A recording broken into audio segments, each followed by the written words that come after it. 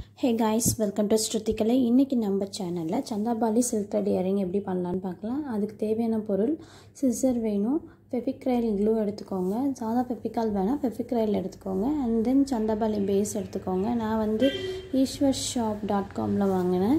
அதுக்கப்புறம் earring hook, round connector and double பெல்ல வந்து சில்க் த்ரெட் எடுத்துக்கோங்க. அப்புறம் ஸ்டோன் செயின். இது வந்து ஆல்ரெடி நான் ஒரு பீஸ் பண்ணிட்டேன். இன்னொரு இயரிங்க்கு தான் இப்போ பண்ண போகிறோம்.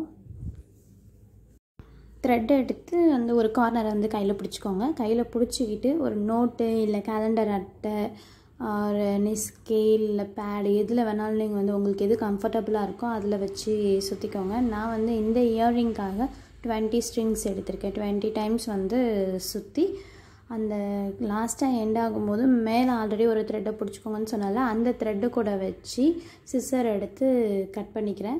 ஒன்ஸ் கட் பண்ணதும் இந்த த்ரெட்டை வந்து கொஞ்சம் பொறுமையாக எந்த த்ரெட்டையும் விட்டுறக்கூடாது, லூஸ் விட்டுறக்கூடாது. பொறுமையாக நடுவில் ஒரு விரல் வச்சு வெளியே எடுத்துக்கோங்க. எடுத்துட்டு நல்லா சிக்கு இல்லாமல் இழுத்து விட்டு மேலே மட்டும் கட் பண்ணிக்கோங்க. கட் பண்ணிவிட்டு ஒரு எண்டை பிடிச்சிக்கோங்க, இன்னொரு எண்டை விட்டுருங்க.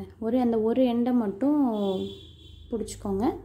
தென் வீடியோவில் காட்டுற மாதிரி ஃபெவிக்ரைல் க்ளூ எடுத்து அந்த ஒரு எண்டில் வந்து லைட்டாக அப்ளை பண்ணிக்கோங்க. நல்லா ஈக்குவலாக கட் பண்ணிவிட்டு அதுக்கப்புறம் லைட்டாக அப்ளை பண்ணி ஒட்டி விட்டுருங்க. சும்மா அந்த நூல் எதுவும் வெளியே வராமல் இருக்கணுன்றதுக்காக இந்த ஸ்டெப்பு.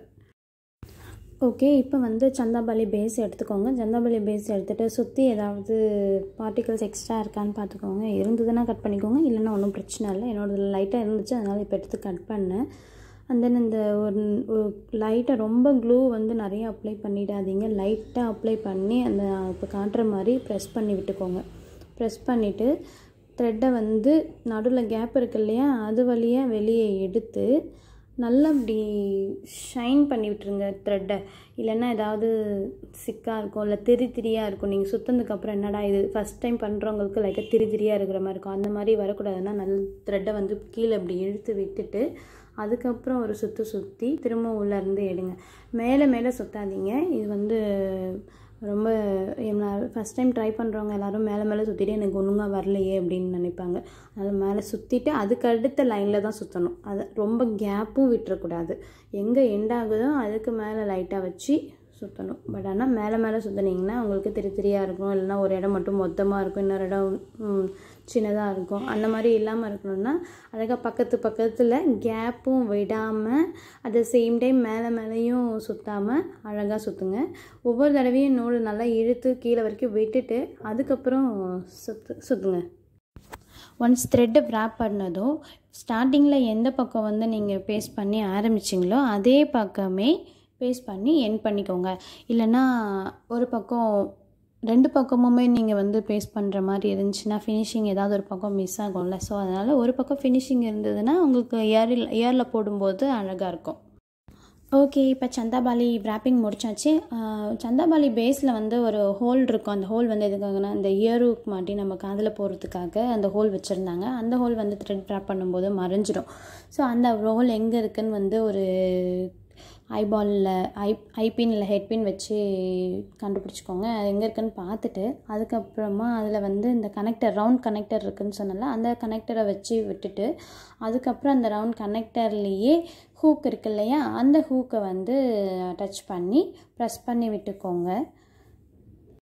ஓகே, இப்போ இயரிங் ரெடி. இப்போ இதை சுற்றி வந்து ஃபெவிக்ரைல் க்ளூ அப்ளை பண்ண போகிறேன். ஃபெவிக்ரைல் க்ளூ வந்து ரொம்ப அதிகமாக அப்ளை பண்ணிடாதீங்க. லைட்டாக ஓரத்தில் கார்னரில் மட்டும் சுற்றி அப்ளை பண்ணிவிட்டு இந்த ஸ்டோன் செயின் இருக்குல்ல, அந்த ஸ்டோன் செயினை எடுத்து அதில் வந்து ஒட்டி விட்டுருங்க.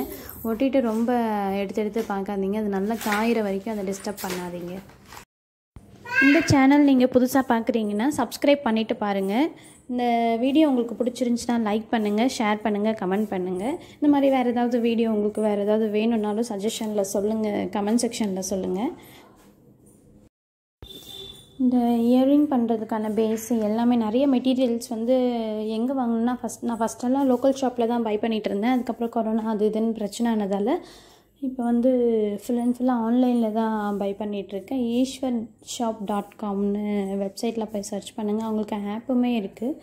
அதில் தான் நான் வந்து பை பண்ணுறேன். ஆக்சுவலாக ரேட்டுமே கொஞ்சம் அஃபோர்டபுளாக இருக்கும். இனிஷியலாக லேர்ன் பண்ணுறவங்களுக்கு அந்த ஆப் ஓகே. ஓகே, ஸ்டோன் நான் ஒட்டி முடிச்சிட்டேன். இந்த வீடியோ உங்களுக்கு பிடிச்சிருக்குன்னு நினைக்கிறேன். லைக் பண்ணுங்கள், ஷேர் பண்ணுங்கள். Thank you so much.